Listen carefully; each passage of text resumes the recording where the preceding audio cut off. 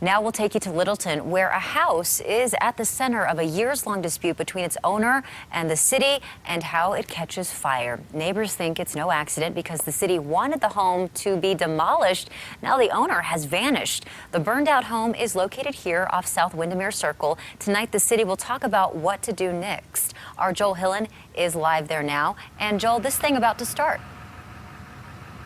Yeah, Britt, good evening. The meeting will start. It's the Building Board of Appeals here at the Littleton Center in just about a half hour at 6:30. Now, the homeowner, David Lynch, is supposed to attend this meeting. It's not known if he will, in fact, attend, but if he does, police are interested in talking with him. Neighbors we spoke with today said they'll be at the meeting. Been ongoing issues.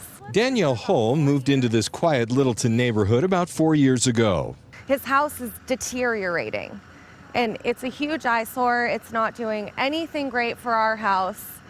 And it's terrible that we have to keep on dealing with this. Littleton police tell us since 2012, the house has received multiple violations and was condemned. In November, the final order to demolish was issued. The homeowner, David Lynch, appealed. The exterior of the house has been painted, although as infamously portrayed back in 2008, you can put lipstick on a pig, but it's still a pig.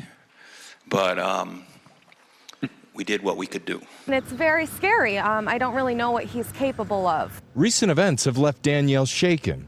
Friday, XL workers told her she needed to evacuate. His house was so full of gas that they thought it might explode. Then Tuesday morning, the fire. I would think that what he was doing was trying to blow up his house to collect insurance.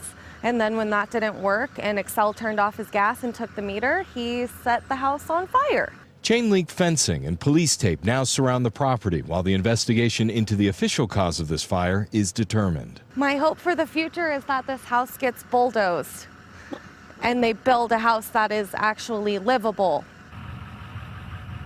And that will be determined hopefully tonight if David Lynch does appear. Again, police interested to talk to him. Now, the problem is with that fence up around that whole property, Jim and Britt, once police are done investigating, the insurance company is going to come in and need to do some investigating as well for the mortgage company. That could make demolition of this house take up to a year.